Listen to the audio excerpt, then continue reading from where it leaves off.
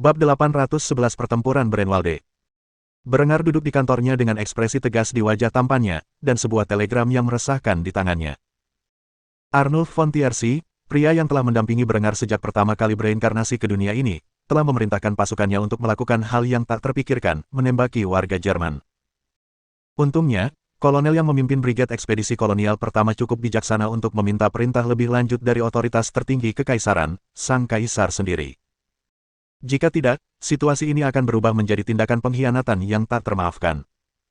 Berengar hanya tahu sedikit tentang konflik yang sedang berlangsung antara Arnulf dan rakyat yang diperintahnya. Laporan dari koloni memang rutin, tetapi biasanya berisi kekhawatiran tentang perkembangan internal, alih-alih ancaman eksternal. Lagi pula, di dunia ini, Rei hanya perlu takut pada satu pasukan, yaitu Jepang. Namun, dalam kesalahannya, Arnulf telah melanggar protokol kolonial utama, yaitu menaklukkan wilayah dan menyebarkan bangsa Jerman ke wilayah-wilayah yang belum berkembang. Ia menjalin aliansi kecil-kecilan dengan suku-suku liar di Wina Baru, dan telah menjamin tanah mereka dengan mengorbankan pertumbuhan dan kemakmuran Jerman.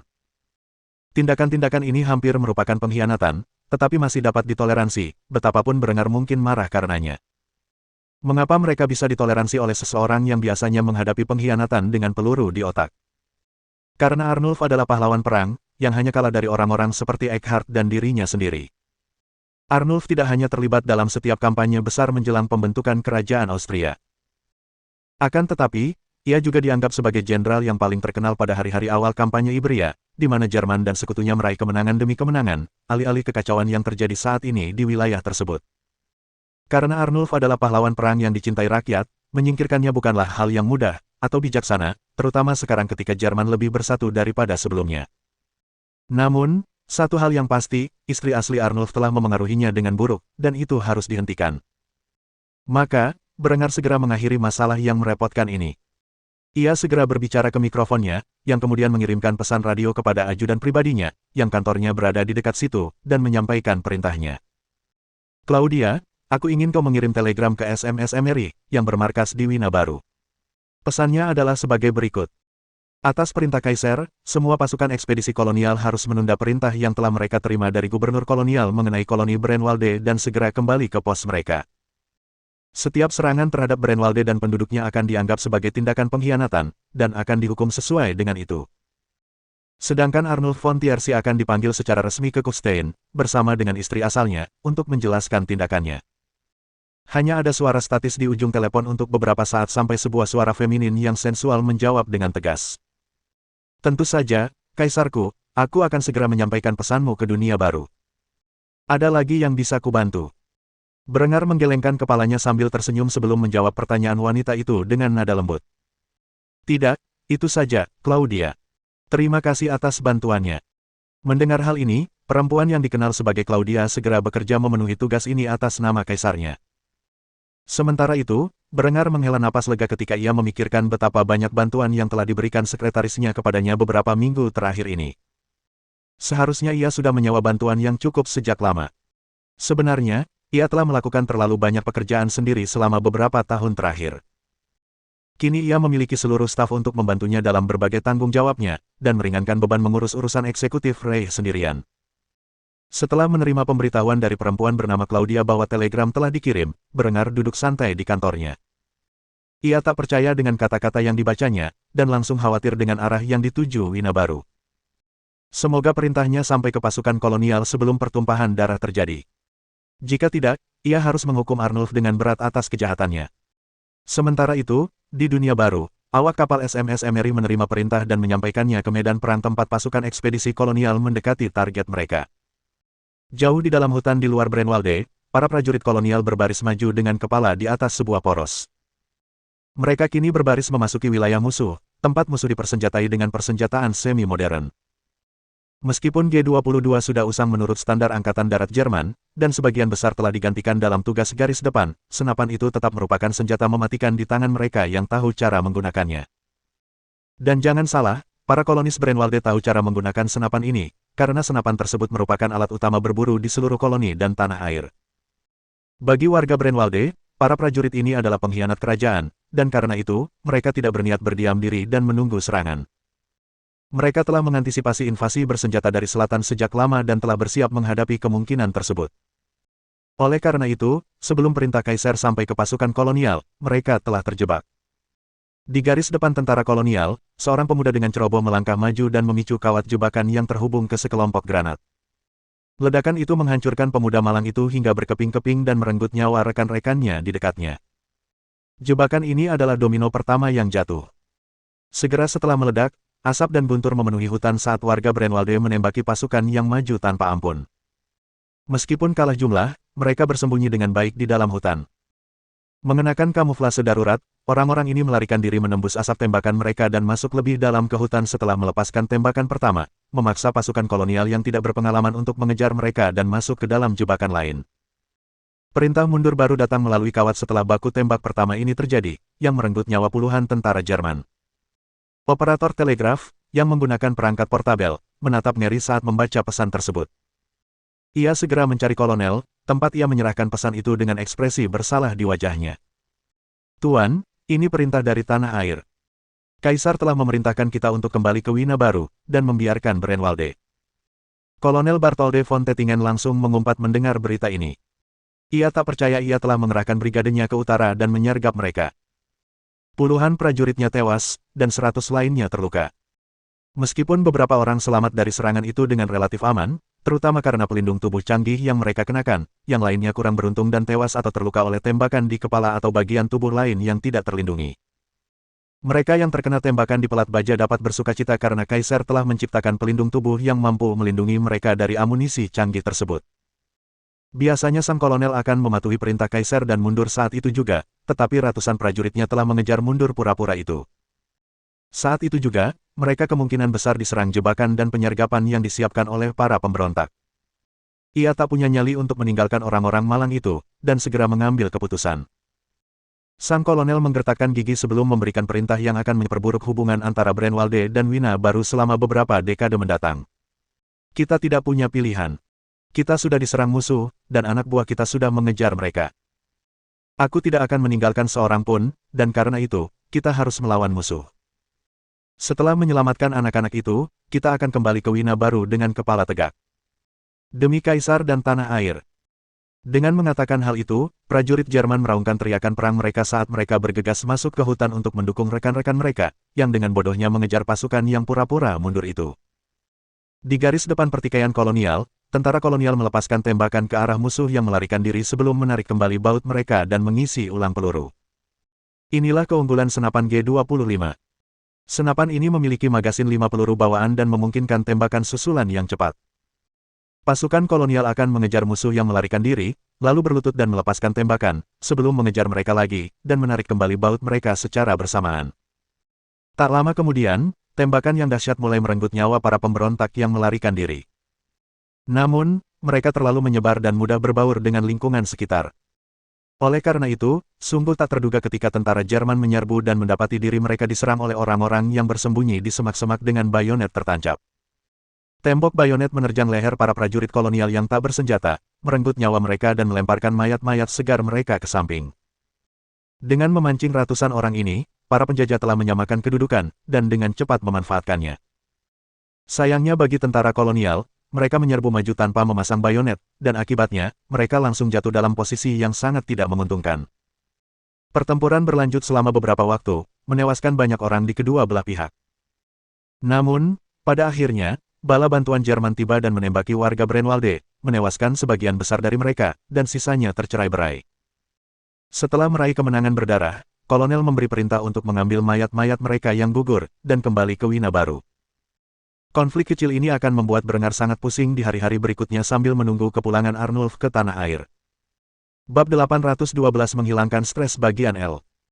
Keringat berkilauan di sekujur tubuh Brenger yang berotot saat ia terus-menerus memukul karung tinju yang tergantung itu sekuat tenaga. Ia sudah melakukan ini selama hampir 1 jam, dan buku-buku jarinya berlumuran darahnya sendiri. Untuk pertama kalinya setelah sekian lama, Brenger merasa frustrasi dan kesal, sampai-sampai ia ingin memukul seseorang untuk melampiaskan amarahnya. Akan tetapi, ia tidak bisa begitu saja keluar dan menyerang anak buahnya. Karena itu, karung tinju adalah pengganti yang bagus. Setelah melempar sebuah pekerjaan dan sebuah salib, ia mengayunkan kakinya seperti tongkat bisbol ke arah kepala karung berat itu seandainya itu manusia. Guntur keras menggelegar di ruangan itu, seolah-olah kaisar bermata satu itu telah menembakkan pistol di ruang tertutup itu. Bahkan ada sedikit penyok di karung tempat tulang keringnya menyentuh permukaannya. Setelah melempar kombinasi ini, ia terkapar ke tanah dan mulai melakukan 10 kali push-up. Apa yang membuat pria itu begitu murka sehingga hanya bekerja sampai mati yang dapat meredakan amarahnya? Berita tentang pertempuran Brenwalde telah sampai kepada kaisar tak lama setelah pasukan kolonial kembali ke Wina Baru. Peristiwa itu merupakan bencana yang tak terelakkan dengan ratusan korban tewas, dan bahkan lebih banyak lagi yang terluka. Bagi Berengar, ini adalah kegagalan kepemimpinan, bukan di pihak Arnulf, melainkan di pihaknya sendiri. Ia gagal mempertahankan kehadiran yang cukup di dunia baru untuk mencegah para gubernur kolonialnya melakukan kesalahan bodoh. Kematian-kematian ini ada di tangannya, dan darah yang saat ini merembes dari kulit buku-buku jarinya melambangkan hal itu. Kaisar tidak tahu bagaimana ia akan menanggapi insiden ini. Rakyat perlu dihukum, bahkan mungkin dieksekusi karenanya. Namun, satu hal yang pasti, kebijakan Arnulf untuk menjaga perdamaian dengan penduduk asli akan berakhir. Darah perlu ditumpahkan untuk memuaskan bangsa Jerman setelah pembantaian yang tidak masuk akal terhadap rakyatnya sendiri, dan hanya kematian penduduk asli yang telah memengaruhi Arnulf untuk berbalik melawan kaumnya sendiri yang dapat memuaskan keinginan ini. Saat ini, Berengar telanjang bulat saat berlatih karung tinju. Ia tidak malu dengan penampilannya, lagi pula, hanya para wanitanya yang hadir di istana saat itu, atau begitulah yang ia kira. Lagi pula, ia telah memulangkan semua karyawannya setelah mendengar tentang kejadian di Brenwalde. Karena itu, ia yakin tak seorang pun yang tidak mengenal tubuhnya dengan baik akan memergokinya. Setelah menyelesaikan push-up-nya, Berengar sekali lagi melakukan serangkaian serangan ke arah karung, diikuti dengan sprawl dan serangkaian push-up atau sit-up. Pada suatu saat, Teleksikli menghampiri pria yang sedang melampiaskan amarahnya, dan menatapnya dengan kaget. Ia baru saja kembali dari kunjungannya ke Kekaisaran Aztec dan sedang mencari Berengar untuk membahas apa yang terjadi selama ia pergi. Ia tidak menyangka akan menemukannya telanjang saat berolahraga sendirian di sasananya. Ia menatap tubuh telanjang sang kaisar selama beberapa saat dengan kaget saat pria itu memukul tasnya sekuat tenaga. Setelah menatapnya dalam diam selama lebih dari semenit, ia menggoda pria yang pernah memperlakukannya dengan kasar sebelumnya. Penis yang bagus. Pantas saja istrimu sangat mencintaimu. Berengar berbalik dan menatap tajam ke arah perempuan muda itu, yang memasang senyum menggoda. Namun, begitu melihat wajahnya, ia langsung tersipu. Ini pertama kalinya ia melihat pria itu tanpa penutup mata, dan sejujurnya, ia sangat tertarik pada penampilannya yang penuh luka pertempuran. Ada semacam daya tarik yang mengerikan bagi putri prajurit Aztec itu saat melihat luka yang diderita kaisar dalam pertempuran.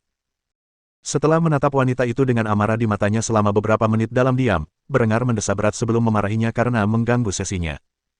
Anda seharusnya tahu bahwa tidak seharusnya Anda menyela seseorang saat ia sedang melampiaskan amarahnya. Teleksikli langsung mengerutkan kening ketika mendengar ini. Berengar tampak tidak terganggu sama sekali oleh ucapannya, atau fakta bahwa ia dengan berani menatap sosok telanjangnya begitu lama. Namun, setelah beberapa detik, ia mendapat ide jahat lain di kepalanya yang cantik. Sesaat kemudian, Berengar berbalik dan mengabaikannya agar ia bisa fokus pada tasnya.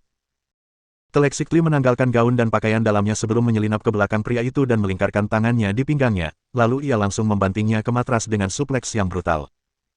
Aksi agresif ini mengejutkan Berengar, pertama karena gadis itu lebih kuat dari yang ia duga, dan kedua, ia tidak menyangka akan dibanting. Namun, ia segera pulih dan melindungi lehernya dari upaya submission sebelum berputar ke posisi bertahan. Berengar sempat mempelajari Brazilian Jiu-Jitsu di kehidupan sebelumnya, selain berlatih bela diri tempur militer. Saat bereinkarnasi, ia memiliki keterampilan sabuk biru tingkat rendah, dan pegulat SMA. Namun, sudah bertahun-tahun sejak ia secara pribadi memperkenalkan submission grappling dan seni bela diri lainnya ke dunia ini sebagai olahraga, dan sejak itu, bakat para praktisinya telah berkembang pesat ke tingkat yang lebih tinggi. Tentu saja, sang kaisar berlatih secara intensif agar tetap bugar dan memastikan semangat juangnya tidak pernah pudar. Ini mencakup latihan kekuatan dan pengondisian, serta beragam seni bela diri, seperti grappling, gulat, tinju, dan kickboxing Burma, yang semuanya merupakan olahraga populer di Reich yang ia perkenalkan. Keahliannya dalam submission grappling saat ini setara dengan pemegang sabuk ungu Jiu-Jitsu dan pegulat perguruan tinggi. Ia geram karena wanita itu telah menyerangnya, tetapi ketika ia menatap tubuh telanjang wanita itu dan senyum manis di wajahnya, amarahnya sedikit mereda. Tampaknya wanita ini ingin menguji kemampuannya melawannya, sehingga ia menganggap ini sebagai sesi latih tanding persahabatan, bukan penyerangan. Satu hal yang langsung terlihat adalah otot Teleksikli yang sangat menonjol. Untuk ukuran perempuan, ia memang berotot. Namun, bukan seperti binaragawan, melainkan lebih seperti model kebugaran. Berkat latihan fisik bertahun-tahun, tubuh berototnya sungguh mengesankan. Namun, meskipun berotot, ia masih memiliki dada yang besar di atas perutnya yang berotot, yang, jika Brengar harus menebak, adalah ukuran cup D yang besar. Bokongnya juga berotot, tetapi montok dengan caranya sendiri. Saat Brengar sedang memandangi tubuh gadis itu yang mengagumkan, ia telah lolos dari pertahanannya dan memasuki kendali samping, di mana ia mencengkeramnya erat-erat ke tanah dengan sekuat tenaga. Dadanya yang telanjang menekan otot-otot dada Brengar saat ia meremasnya erat-erat. Brengar tampak tenang dan kalem, sambil menggunakan lengan bawahnya untuk menopang pinggang wanita itu sambil mencari posisi underhook. Posisi itu dengan cepat ia tangkap dan gunakan untuk bertarung tanpa kendali. Keduanya bergulat dalam diam selama beberapa saat sebelum Brengar mengembalikan wanita itu ke posisi guard, di mana ia meraih lengan bawahnya dan berebut kendali di bagian belakang. Telexictly merespons serangan balasan ini dengan mencengkeram pinggang Brengar dan mendorongnya ke atas matras, menahannya dengan teknik dan kekuatan. Dalam benaknya sendiri, ia harus mengakui bahwa bertarung dengan seorang wanita cantik dan berotot untuk memperebutkan posisi dominan membuatnya bergairah, dan karena itu, ia segera meregangkan pinggulnya dan dengan demikian mengamankan submission omoplata. Namun, sang putri prajurit tidak panik ketika Brengar mencoba melepaskan bahunya. Ia justru dengan cepat berputar ke belakang bahunya untuk melepaskan diri dari posisi tersebut. Hasilnya, ia kini berada di bawah kendali samping Brengar yang berguling bersamanya menuju posisi superior. Setelah berada di posisi side control, Brengar berjuang untuk melakukan submission Americana, namun ia gagal mencapai tujuannya karena Telexictly berhasil bertahan. Hal ini menyebabkan pinggul wanita itu terjulur ke depan menuju kepala wanita tersebut, dan ia pun menangkapnya dengan kuncian Ezekiel Nogi. Ia melakukannya dengan memegang bisep wanita itu dengan satu tangan dan mengunci lengan bawahnya dengan tangan lainnya, sementara leher Telexictly berada di antara cengkeramannya. Dengan begitu, ia dengan cepat memutus aliran darah ke otak wanita itu. Meskipun demikian, Telexictly tidak mengetuk, dan malah memilih untuk tidur sebentar. Ia mengejek pria yang telah memukulinya sambil mengulang kata-kata yang ia dengar dari Honoria sambil menguping waktu pribadinya dan Brengar. Cekik aku lebih keras, ayah. Brengar langsung terkekeh saat melihat cahaya memudar dari mata Telexictly saat ia tak sadarkan diri, membuatnya melepaskan cengkeramannya. Dalam beberapa detik, ia tersadar kembali saat darah kembali mengalir ke otaknya. Putri prajurit Aztek itu menatap sekeliling ruangan dengan kaget, tak menyadari bahwa ia telah dicekik oleh pasangannya. Butuh beberapa detik baginya untuk menyadari kebenaran, lalu ia cemberut dan menundukkan kepala tanda menyerah. Demi Tuhan, kau mengalahkanku lagi. Kupikir akhirnya aku cukup hebat untuk mengalahkanmu. Apalagi setelah mempelajari ilmu bertarungmu. Ini tidak adil. Brengar terkekeh saat mendengar ini, sebelum memarahi wanita itu karena menelanjangi dan menyerangnya entah dari mana. Kau seharusnya benar-benar mempertimbangkan posisimu sebagai duta besar untuk Reich. Apa yang akan dipikirkan para bangsawan jika mereka melihat penampilanmu sekarang? Baru sekarang Telexictly merasa sedikit malu karena menelanjangi dan menyerang pria itu.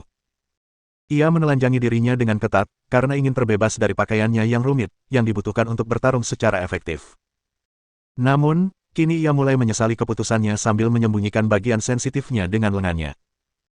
Hal ini hanya membuat Brengar tertawa lagi sambil melemparkan gaun dan pakaian dalam wanita itu kepadanya sebelum mengucapkan terima kasih atas tindakannya. Kurasa aku harus berterima kasih padamu. Suasana hatiku sedang buruk, tapi sesi sparring kita ini benar-benar membantuku melepas lelah. Bagaimana kalau kita ganti baju dulu, lalu pergi ke kota untuk minum? Telexictly mempertimbangkan tawaran itu beberapa detik sebelum mengangguk setuju. Ia tak keberatan berbagi minuman dengan pria itu, asalkan ia yang membayarnya. Baiklah, tapi kamu yang menanggung akibatnya. Sekali lagi, sikap picik gadis itu membuat Brengar terkekeh. Ia segera bangkit dari lantai dan menutupi tubuhnya dengan tangan sambil mengulurkan tangan untuk mengenakan pakaian yang sebelumnya ia buang. Melihat pemandangan yang begitu memikat, Brengar tak kuasa menahan keinginannya, dan memukul pantat berotot yang muncul di hadapannya. Telexictly memekik kaget sebelum memelototi pria itu atas tindakan mesumnya, yang tanpa malu memalingkan muka seolah-olah kejadian itu tidak pernah terjadi. Ia hanya bisa mendesah pasrah dan berganti pakaian di sudut ruangan yang berbeda. Sementara itu, Brengar mengeluarkan pakaiannya dari tas olahraga yang dibawanya dan mengenakan pakaian yang pantas. Mereka berdua akan segera berangkat ke kota untuk minum dan makan bersama. Bab 813 menghilangkan stres bagian 2. Brengar duduk di sebuah kedai bir lokal dengan pakaian kasual. Rambutnya ditata berbeda dari biasanya untuk menyembunyikan identitasnya. Taktik ini biasa ia gunakan setiap kali mengunjungi kedai dan restoran lokal agar ia bisa berbaur dengan orang-orangnya dan mendengar langsung dari mulut mereka bagaimana perasaan mereka tentang situasi terkini. Namun, malam ini berbeda. Sebaliknya, sang kaisar baru saja menghabiskan birnya yang kelima, dan kini menundukkan kepalanya, sementara bir itu bertumpu di telapak tangannya. Ia benar-benar kesal dengan perkembangan terkini di koloni-koloni. Segera setelah menerima kabar tentang pertempuran Brenwalde, Berengar memerintahkan penangkapan Arnulf dan istrinya, Kahwita. Keduanya akan dibawa ke ibu kota kerajaan untuk diadili di pengadilan militer dan mempertanggungjawabkan kejahatan mereka. Tak diragukan lagi, pria itu sudah dalam perjalanan ke Kufstein. Namun, Berengar tidak sendirian saat ia menenggelamkan kesedihannya. Sebaliknya, ia ditemani oleh seseorang yang memiliki hubungan yang rumit dengannya. Di satu sisi, Teleksikli mengagumi Berengar sebagai seorang penguasa, dan semua yang telah ia capai selama bertahun-tahun. Namun, di dalam hatinya ia juga membenci Berengar atas apa yang telah ia lakukan terhadap rakyatnya, meskipun ia merasakan ketertarikan fisik yang kuat kepada pria itu. Akibat hubungan cinta-benci ini, ia minum sebanyak Berengar, karena keduanya bertemu kembali setelah kejadian-kejadian baru-baru ini. Sejak awal, Teleksikli sudah tahu ada yang tidak beres dengan sang kaisar, meskipun ia tidak ingin ikut campur urusannya. Lagi pula, sang kaisar telah bersikap sangat kejam padanya di Brandstad, dan ia takut perilaku seperti itu akan terulang kembali. Meskipun diliputi rasa takut, rasa ingin tahu Teleksikli mengalahkan dirinya, dan setelah dia minum cukup banyak hingga merasa mampu bergulat dengan seekor jaguar, dia akhirnya memutuskan untuk mengajukan pertanyaan yang telah mengganggunya sepanjang malam. Jadi, apakah kamu akan memberitahuku apa yang membuatmu begitu frustrasi? Berengar mendesah berat ketika mendengar kata-kata itu dan kembali ke biliknya dengan wajah murung. Ia tak suka membicarakan perasaannya. Lagi pula, ia seorang pria, dan ada dua hal yang benar-benar tabu bagi seorang pria, yaitu menangis dan membicarakan perasaannya.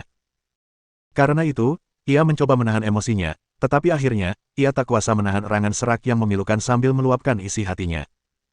Sialan, baiklah, aku akan memberitahumu karena kamu begitu ngotot. Mendengar ini, Teleksikli menegakkan telinganya dan menopang dagunya yang mungil dengan satu tangan sebelum memberikan perhatian penuh kepada pria itu.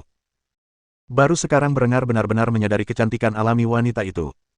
Kecantikannya berbeda dari istri-istrinya, bagaikan singa betina yang gagah dan kuat. Namun, sebelum ia membiarkan pikiran-pikiran itu menghantuinya lebih jauh, Berengar menyesap birnya dan mulai mengungkapkan kekesalannya kepada wanita itu. Ada banyak orang di dunia ini yang bisa saya anggap sebagai penasihat terpercaya dan sahabat karib. Arnulf von Tiersi adalah salah satunya, dan meskipun hubungan kami dibangun di atas tipu daya saya sendiri, dia tidak pernah menyadari beberapa detail yang lebih mengerikan, dan hingga kini terbukti sebagai pria yang cakap dan setia. Saya telah membuat kesalahan dengan mempercayakan orang ini dengan wewenang penuh atas wilayah yang dikuasainya, dan karena itu, sebuah insiden telah terjadi. Sebenarnya, ini adalah kesalahan saya sendiri. Seharusnya saya lebih memperhatikan perkembangan koloni, tetapi saya terlalu sibuk berperang di Eropa. Pria ini, dengan kebijaksanaannya yang tak terbatas, mulai memandang orang-orang biadab zaman batu yang mendiami tanah Wina baru sebelum penaklukan saya sebagai sekutu yang berharga. Sedemikian rupa sehingga ia telah mengasingkan orang-orang di bawah kendalinya, dan menjamin tanah bagi orang-orang biadab ini dengan mengorbankan pembangunan Jerman. Sesuatu yang saya yakin akan Anda hargai sebagai seorang perempuan dari situasi serupa. Namun, dengan melakukan hal itu, ia menyebabkan sekelompok besar warganya meninggalkan koloni dan mengasingkan diri ke wilayah yang lebih jauh ke utara. Mereka berjuang untuk menguasai tanah mereka dari penduduk asli yang mendiami wilayah tersebut, dan karena itu, orang-orang biadab itu meminta dukungan dari Arnulf, yang merespons dengan mengirimkan pasukannya untuk mengakhiri koloni baru Brenwalde. Ketika saya mengetahui hal ini, saya berusaha mengakhiri konflik sebelum nyawa melayang sia-sia. Namun, saya hanyalah seorang manusia, berada di belahan dunia lain, dan terlepas dari inovasi teknologi terkini saya di bidang komunikasi, saya menyesal harus mengakui bahwa saya terlalu lambat. Akibatnya, ratusan orang Jerman tewas, dan lebih banyak lagi yang terluka. Saat kita berbicara, koloni-koloni utara Lindeheim sedang berkonflik total, menunggu satu sama lain untuk mengambil langkah selanjutnya. Jadi, karena saya gagal mengikuti perkembangan di dunia baru, saya sekarang harus menghukum orang yang saya anggap teman. Hanya ada satu hukuman untuk pengkhianatan, dan saya akan melakukan apa saja agar tidak harus melakukannya. Teleksikli terkejut mendengar skenario gila seperti itu terjadi di dunia baru. Ia mulai menyadari betapa terbatasnya pengetahuannya tentang dunia ini. Ia bahkan tidak tahu bahwa Reich memiliki koloni di utara Brandstad. Namun, dari raut wajah Brandstad, ia bisa menebak harga pengkhianatan, dan segera meneguk bir lagi sebelum meminta konfirmasi. Kau akan membunuhnya. Mendengar kata-kata itu diucapkan dengan begitu berani, Berengar membeku di tempatnya, menatap cairan kuning bir di gelasnya selama beberapa saat dalam diam sebelum akhirnya menganggukkan kepalanya. Dia tidak memberiku pilihan. Jika aku tidak mau menghukum mereka yang berada di tingkat tertinggi masyarakat, itu akan mengirimkan pesan kepada rakyatku bahwa masih ada laki-laki yang berada di atas hukum, dan itu akan membuktikan kepada semua orang bahwa aku tidak lebih dari seorang lalim seperti para penguasa feodal yang memerintah mereka di tahun-tahun sebelumnya. Hal seperti itu akan mengundang kekacauan dan pemberontakan, sesuatu yang harus kucegah, apapun risikonya. Maka, aku hanya punya satu pilihan, aku harus membunuh temanku. Sama seperti aku membunuh ayahnya bertahun-tahun yang lalu, semuanya kembali seperti semula. Sekali lagi, aku berada dalam posisi membunuh atau dibunuh, sesuatu yang dengan bodohnya ku percaya telah kulewati. Baru sekarang Telexicli mengetahui apa yang dimaksud Berengar ketika ia sebelumnya mengatakan bahwa hubungannya dengan Arnulf didasarkan pada tipu dayanya sendiri. Ia cukup terkejut bahwa Arnulf begitu kejam hingga membunuh ayah seseorang dan berbohong kepadanya dengan wajah datar selama bertahun-tahun tanpa sedikit pun rasa bersalah. Ia hampir tidak mempercayainya dan perlu meminta klarifikasi, yang ia lakukan. Kau membunuh ayahnya, dan kau tidak pernah memberitahunya. Ketika Berengar mendengar pernyataan ini, dia mengejek sebelum menyesap birnya lagi, lalu melanjutkan dengan menceritakan masa lalunya kepada Telexicli. Jika aku memberitahu pria itu bahwa aku membunuh ayahnya, menurutmu apakah dia akan berkorban begitu banyak untukku selama bertahun-tahun? Ceritanya agak rumit, tapi karena kau sudah bertanya, jangan salahkan aku jika kita terjebak dalam masalah yang sama. Sekitar 10 tahun yang lalu, saudara laki-laki saya berkonspirasi melawan saya dengan banyak orang kuat, atau begitulah yang saya kira saat itu. Dibandingkan dengan kekuatan yang saya miliki sekarang, mereka praktis tidak ada apa-apanya. Intinya, tujuan orang-orang ini adalah membunuh saya agar Lambert dapat merebut posisi saya sebagai pewaris Kufstein. Mereka bermaksud memanfaatkannya untuk mengamankan cadangan besi Kufstein demi pemberontakan mereka melawan Adipati. Singkat cerita, aku telah mengakali saudaraku, dan setelah menunjukkan bukti kesalahannya kepada orang tuaku, mereka mengasingkannya. Yang akhirnya membuatnya kembali dengan pasukan, dan aku membunuhnya dalam pertarungan 1 lawan 1 di medan perang. Tapi sebelumnya, bajingan itu meninggalkan sedikit hadiah. Berengar diam-diam menunjuk bekas luka di atas mata kanannya, membuat Telexicli menutup mulutnya yang menganga dengan tangan karena terkejut. Ia tak percaya kisah brutal tentang pembunuhan saudara sendiri menjadi asal-muasal luka pertempuran paling khas yang dialami pria itu. Namun, setelah merenungkan hal ini, Telexicli tidak memahami hubungan antara persaingan Berengar dengan Lambert dan pembunuhannya terhadap ayah Arnulf. Karena itu, ia menyela pria itu ketika ia sedang bercerita dengan nada memilukan. Tapi tunggu dulu. Apa hubungannya dengan ayah Arnulf? Berengar mengerang tidak senang saat mendengar ini sebelum meneguk minumannya lagi sebelum memarahi gadis itu. Kalau saja kau bisa membiarkanku menyelesaikannya. Ngomong-ngomong, maksudku adalah ayah Arnulf adalah salah satu pendukung kakakku. Jadi, aku memanfaatkan Linde dan pengaruhnya untuk membuat salah satu pelayan pria itu melawannya, yang meracuni makanannya selama beberapa waktu, hingga ia meninggal dengan meyakinkan. Untungnya bagiku, pria itu meninggal dengan meninggalkan satu kata. Lambert. Apa yang sebenarnya ingin dikatakan oleh orang tua itu, aku tidak tahu, tetapi kata-kata terakhirnya telah meyakinkan Arnulf bahwa saudaraku bertanggung jawab atas kematian orang itu, dan aku menuruti saja, mengarang bukti yang cukup untuk menyalahkan Lambert, yang pada akhirnya diabaikan dalam hukumannya karena kejahatan serius lainnya yang telah dilakukannya. Moral dari cerita ini adalah, ayah Arnulf telah melakukan pengkhianatan dengan mendukung adik laki-laki saya yang memberontak, dan klaim kecilnya atas apa yang seharusnya menjadi hak saya. Dengan melakukan itu, pria itu memaksa saya untuk membunuhnya, dan sekarang, 10 tahun kemudian, putranya telah melakukan pelanggaran serupa. Hanya ada satu hukuman yang sah untuk pengkhianatan, yaitu kematian. Telexicli langsung tersadar saat itu juga karena ia mencapai pemahaman yang mengerikan. Dalam keadaan mabuk, Berengar telah mengungkapkan rahasia kotor tentang masa lalunya, sesuatu yang mungkin lebih baik ia tidak ketahui. Dari semua orang di dunia ini, hanya Berengar dan Linde yang tahu tentang kejadian ini. Lagi pula, mata-mata licik itu telah lama menyingkirkan semua rahasia yang belum terungkap. Kini ada orang ketiga yang mengetahui rahasia mengerikan tersebut, dan yang paling mengerikan adalah kenyataan bahwa Telexicli tidak yakin apakah Berengar menganggapnya tak tergantikan. Ia merasakan ketakutan yang mendalam bahwa mungkin setelah sadar, Berengar akan melenyapkannya demi menjaga rahasia tersebut tetap terkubur. Sebagian karena ketakutan inilah Telexicli kini merasakan hasrat yang kuat untuk lebih dekat dengan Berengar, berapapun harganya. Maka, keduanya terus minum hingga larut malam, seolah tak menyadari waktu yang telah berlalu dan kadar alkohol yang telah mereka konsumsi. Bab 814 Kematian Seorang Pahlawan. Para marinir dari SMS Emery bersiaga, sementara komandan mereka memimpin mereka melewati lorong-lorong villa gubernur yang mengerikan. Belum lama ini, kabar telah terkirim melalui kawat tentang penangkapan Arnulf von Tiercy dan istrinya Kawita, serta kolonel yang bertanggung jawab atas pasukan ekspedisi kolonial setempat. Perintah itu datang dari Kaisar sendiri, dan karena itu, orang-orang pemberani ini akan menyeret Arnulf kembali ke Kufstein meskipun mereka harus melawan pasukan. Beruntung bagi mereka, Kolonel Bartholde von Tettingen sangat malu dengan apa yang terjadi di Brenwalde sehingga ia menyerahkan diri ke dalam tahanan marinir tanpa insiden. Perintah terakhirnya kepada pasukannya adalah membantu marinir dalam upaya mereka menangkap gubernur kolonial. Maka, rumah gubernur dikepung oleh pasukan sekitar 5.000 orang, yang memastikan tidak ada jalan keluar bagi pria di dalamnya. Arnulf menatap keluar jendela ruang kerjanya dan melihat pemandangan yang mengejutkan. Ia mendesah berat, menyadari kemungkinan besar ia akan dieksekusi. Ia menatap istri tercinta dan putra mereka yang masih kecil dengan penyesalan di matanya sebelum membuka pintu dan mempersilakan para marinir masuk. Para marinir sudah berbaris di luar, bersiap untuk bertempur melawan pengawal Arnulf.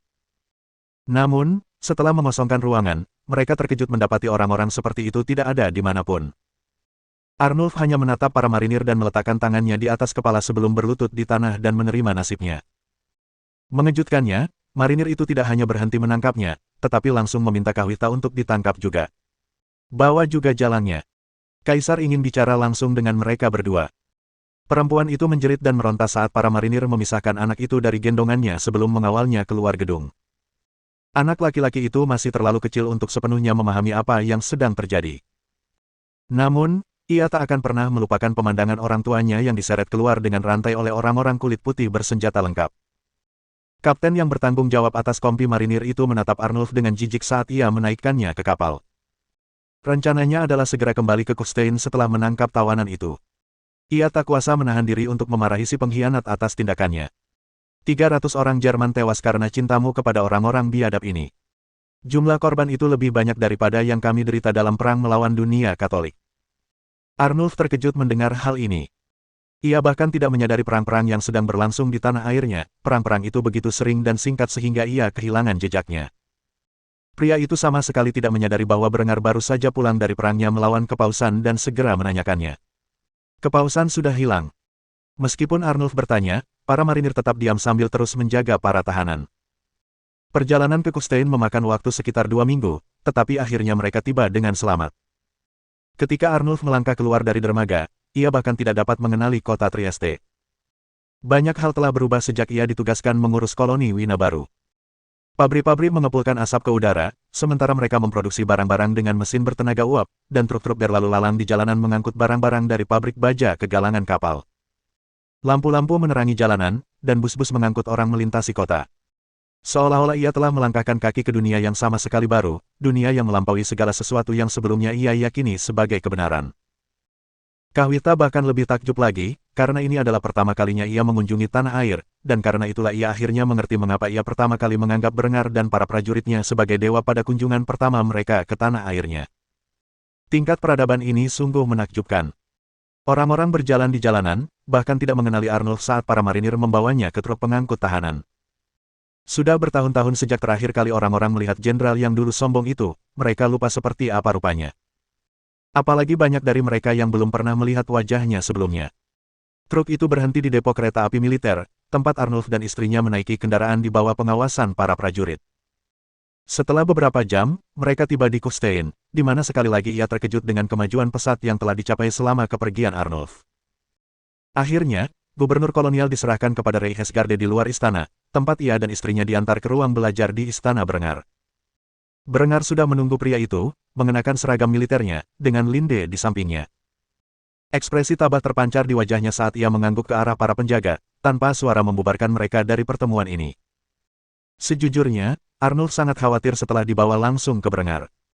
Ia menduga akan membusuk di sel menunggu persidangan, alih-alih bertemu langsung dengan pria yang memerintah kekaisaran Jerman yang luas. Detik berikutnya, pintu-pintu tertutup rapat di belakangnya dan semua pertanyaan pria itu terjawab. Tanpa ragu, Berengar mengeluarkan botol kecil dari saku mantelnya dan meletakkannya di atas meja. Sinar matahari menembus cairan bening di dalam kotak kaca, memberi Arnulf gambaran yang jelas tentang isinya. Ia menelan ludah yang menggenang di mulutnya sementara Kaisar memarahi pria itu atas tindakannya. Aku memberimu pilihan tentang bagaimana kau mati, Arnulf. Jika kau minum racun ini, aku akan mengampuni istri dan anakmu, dan aku akan menyalahkan kematianmu pada penduduk asli, beserta semua orang yang tewas karena tindakan bodohmu. Kau akan dikenang sebagai pahlawan rakyat Jerman yang gugur dengan gagah berani membela koloni. Atau, aku bisa membawamu dan istrimu ke pengadilan brutal, di mana kalian berdua pasti akan dihukum, dan dijajarkan di dinding untuk dieksekusi oleh regu tembak. Dosa-dosamu akan terungkap ke publik, dan putramu akan menjadi musuh terbesar rakyat Jerman. Aku tidak akan terkejut jika warga Wina baru mengambil tindakan sendiri untuk membunuhnya setelah apa yang telah kau lakukan. Sebelum kau menjawab bagaimana kau ingin mati, aku ingin kau menjawab pertanyaanku. Kurasa aku harus mulai dengan, apa sih yang kau pikirkan? Meskipun tahu perintahku, kau sengaja bertindak melawannya. Kau menandatangani perjanjian dengan sekelompok orang biadab zaman batu yang mengorbankan rakyatmu sendiri. Apa kau tidak punya malu? Informasi ini terlalu banyak untuk diterima Arnulf, dan ia termenung tak percaya selama beberapa saat.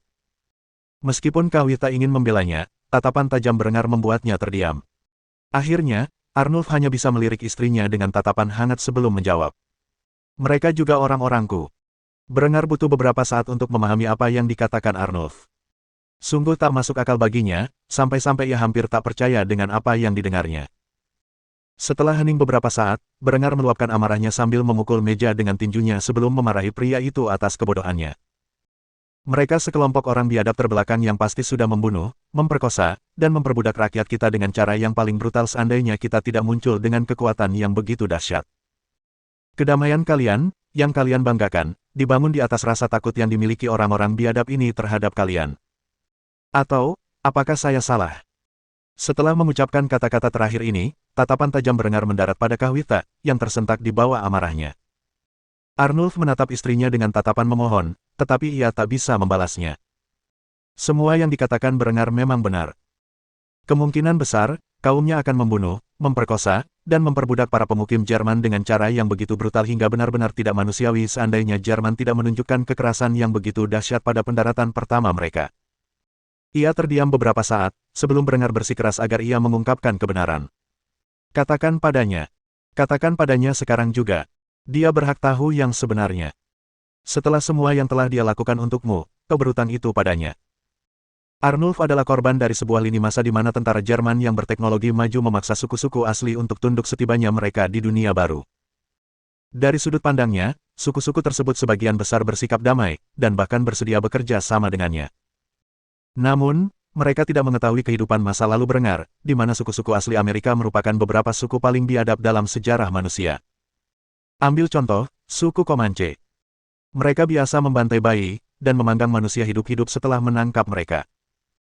Suku Anasazi pernah menjadi kanibal yang ganas, perilaku biadab seperti itu umum ditemukan di antara semua suku dalam beberapa variasi, yang merupakan salah satu alasan mengapa orang Eropa memandang mereka dengan begitu hina pada pertemuan pertama.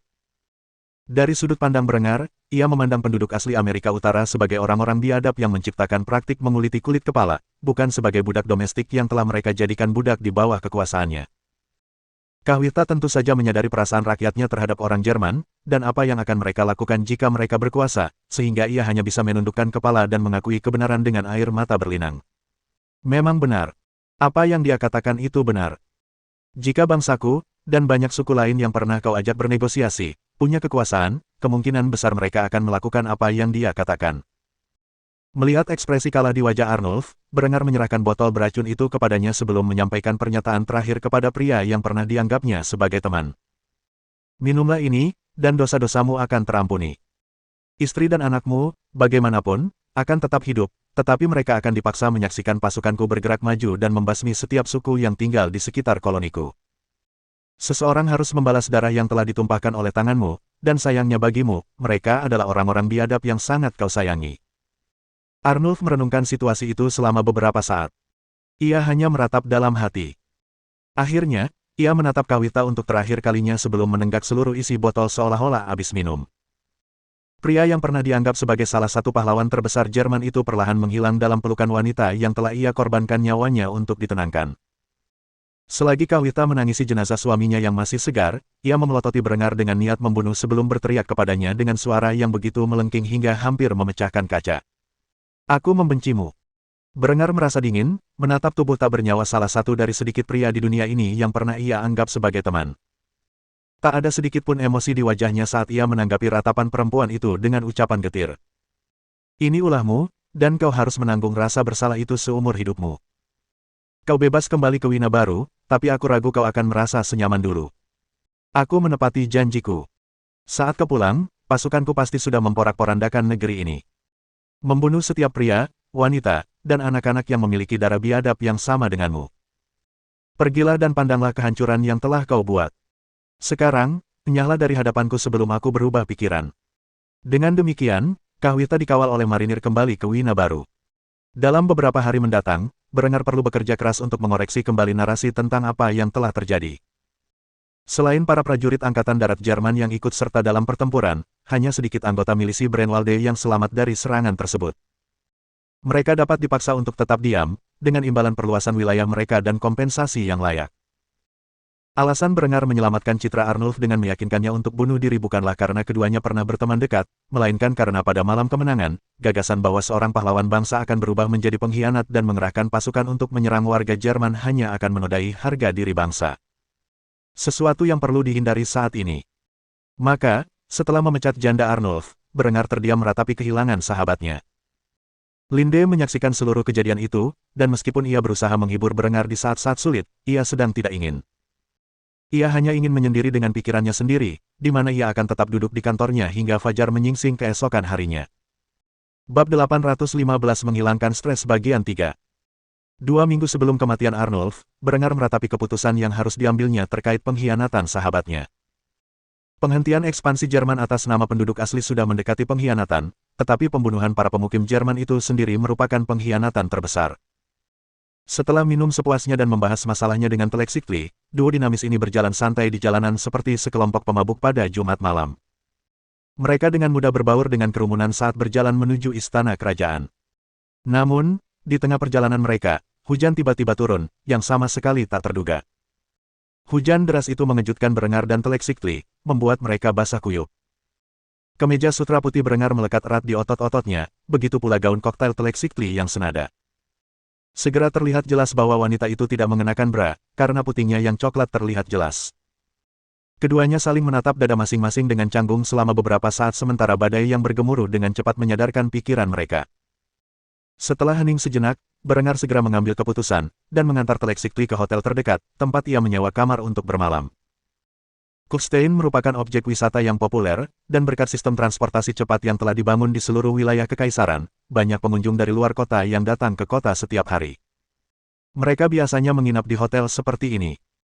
Setelah menaiki tangga ke kamar mereka, Berengar menanggalkan pakaiannya yang basah kuyup, sama sekali tidak takut. Lagi pula, Teleksikli sudah melihat tubuh telanjangnya tadi, jadi ia tidak perlu malu.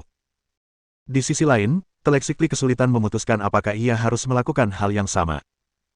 Setelah berpikir sejenak, ia pun membuat pernyataan. Aku mau mandi. Setelah mengatakan ini, perempuan itu masuk ke kamar mandi, membasuh diri dari dinginnya air hujan. Berengar hanya mendengus sambil menatap keluar jendela dan menyaksikan badai terus mengguyur kota. Ia meraih pendingin es mini yang disertakan dalam paket dan mengeluarkan bir, membuka tutupnya, lalu meneguknya lagi. Situasi yang dihadapinya sungguh menggoda, dan saat itu ia telah memutuskan untuk menghabisinya. Maka, setelah menenggak birnya seolah-olah sedang berada di pesta persaudaraan, Berengar membuntuti Teleksikli ke kamar mandi. Di sana, matanya terpejam saat ia mencuci rambut hitam pendeknya dengan sampo. Selagi ia memikirkan tubuh telanjang Berengar, ia merasakan tangan kokoh seorang pria merengkuh payudara coklatnya yang besar dan memekik kaget. Ia menoleh ke belakang untuk melihat ekspresi memerah di pipi Berengar. Pria itu jelas minum terlalu banyak. Ia hendak mengatakan sesuatu ketika pria itu melumat bibirnya. Teleksikli tidak melawan. Mungkin ia juga sedang mabuk, atau mungkin ia akhirnya mengakui bahwa inilah yang selalu ia inginkan. Apapun alasannya, ia menikmati momen itu dan menjilati Berengar sambil menyelipkan jari telunjuknya ke dalam vaginanya yang mengembang. Teleksikli mengerang nikmat sambil menggigit telinga Berengar, sensasi yang tak biasa ia rasakan, tetapi tetap saja ia nikmati. Setelah membawa wanita itu ke ambang klimaks hanya dengan jari-jarinya, Berengar menempatkan Teleksikli di pangkuannya, dan menusukkan batangnya yang besar ke wajahnya sebelum memberinya perintah. Sedotlah. Teleksikli menatap tongkat besar milik pria itu, yang berdiri kaku di hadapannya selama beberapa detik sebelum melakukan apa yang diperintahkan. Kurangnya pengalaman Teleksikli langsung disadari Berengar saat ia membimbingnya melalui proses tersebut. Tidak punya gigi. Gunakan lidahmu. Awalnya Telexicly kesulitan memahami konsep dasar blowjob, tetapi setelah hampir 15 menit tidak melakukan apapun selain mengisap penis, dia melakukan gerakan berdosa itu dengan intensitas yang mampu membangkitkan benih di selangkangan Berengar. Tak ingin menyia-nyiakan calon anak-anaknya, Berengar mengangkat tubuh berotot perempuan itu ke udara, lalu menekannya ke dinding pancuran, dan memasukkan penisnya ke dalam lubangnya yang sempit dan basah. Telexicly menggertakkan giginya kesakitan, tak menyangka pengalaman pertamanya akan begitu menyakitkan. Sementara Berengar menatap darah yang menetes dari vagina perempuan itu dengan kaget dan mengungkapkan keterkejutannya. Kamu masih perawan. Putri Aztek melotot tajam menanggapi sindiran pria itu. Ia tak percaya harus mengingatkan pria itu tentang posisinya. Aku mungkin biadab di matamu, tapi aku tetap seorang putri. Bahkan di dunia baru, kemurnianku punya nilai politik. Sebaiknya kau siap bertanggung jawab. Berengar terkekeh mendengarnya. Sebelum menggerakkan pinggulnya ke depan, gerakan itu mengejutkan Telexicly, yang menyebabkan lubang sempitnya mencengkeram penis Berengar seperti cengkeraman kuat. Berengar tersenyum ketika merasakan sensasi nikmat itu dan kembali melumat bibir wanita itu sebelum membisikkan sesuatu di telinganya. Akulah dewa utama bangsamu. Kalau aku menuntutmu menjadi gundikku, biarlah. Apa yang akan mereka lakukan? Menolak. Mustahil. Sekarang sembahlah dewa kalian dengan benar, dengan mempersembahkan tubuhmu sebagai kurban. Berengar sama sekali tidak bersikap lembut terhadap Telexicly, meskipun ini baru pertama kalinya. Alasannya sederhana. Telexicly adalah pejuang ulung, dan ia tahu Telexicly mampu menahan rasa sakitnya. Alih-alih memperlakukannya seperti putri yang cantik, ia memperlakukan vagina Telexicly seolah-olah itu adalah onahole yang dirancang khusus untuk kenikmatannya. Ia terlalu mabuk untuk mengkhawatirkan, atau peduli, sensasi wanita itu sendiri. Setelah beberapa kali dorongan yang luar biasa, Berengar berlutut, lalu melingkarkan tubuhnya di bahu wanita itu, dan dengan kuat menggerakkan penisnya masuk dan keluar dari vagina wanita itu berulang kali sambil mengangkat kedua kakinya ke udara. Telexicly diliputi rasa sakit sekaligus kenikmatan saat ia menahan hentakan sang kaisar yang mengisap payudaranya yang besar dan bergoyang. Tak butuh waktu lama baginya untuk mulai merangsang klitorisnya dengan jari-jarinya yang berotot, sambil menerima hentakan yang tak tertahankan. Berengar terus mendesak Telexicly sambil terus menghujamkannya dengan kecepatan tinggi. Kau suka itu, kucing kecil. Sembahlah Tuhanmu seperti gadis baik. Telexicly menanggapi ejekan Berengar dalam bahasa aslinya, sesuatu yang telah dipelajarinya selama ia tinggal di wilayah kekuasaan Dewi Agung Teotihuacan.